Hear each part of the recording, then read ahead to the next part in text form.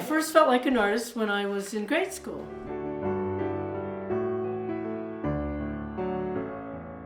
Especially in high school, because in my senior year I was able to take a lot of art classes, and my mother sent me to private art school because I think they realized that was the thing I did best.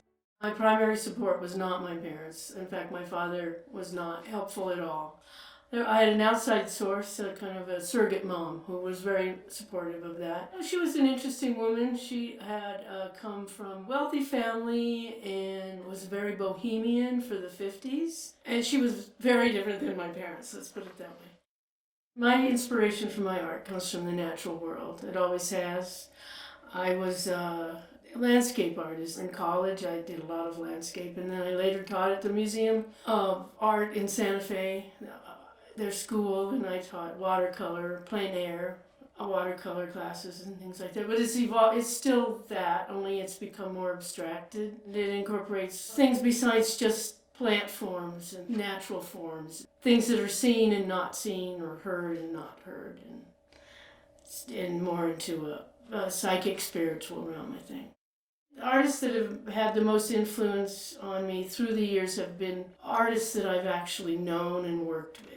And then Monet, of course. One time we were in Paris, and I just did nothing but go see Monet paintings. That was my project. It's not a bad project to have.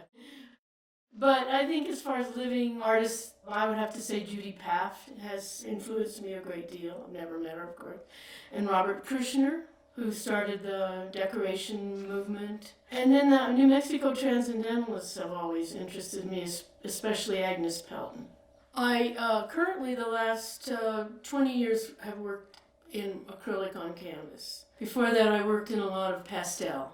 Deciding when a piece is finished is very difficult. I sometimes take them too far and then have to scrap them even. Not often. I have an artist friend who calls them broken blossoms. I like that phrase. But most of the time, and sometimes it won't. The canvas just won't accept anymore. And sometimes you just know it's done. I don't necessarily have a preconceived concept of the piece. I work on several canvases at a time, and I build the surface kind of just with leftover paint, just so that I start with that. And then I do layers of gel on them to bring the surface up, and then start working back into the pieces.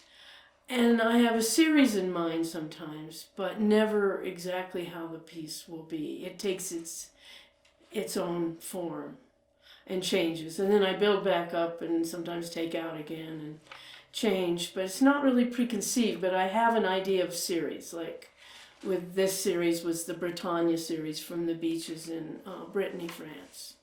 I think that art and artists are very important in our culture. I think it has a great deal to do with society. I think society without art would not exist, really. Think of the cave paintings. That's the first thing people wanted to do. The true value of art to me is, I can't imagine life without it. It's invaluable, really. I think it's universal. We need it. If we took all art away, the world would be very vacant. It's hard to say how my art will be perceived in a century from now. I think it's universal, my work. I think it will go on, retain some of the value of beauty, because I work with beauty.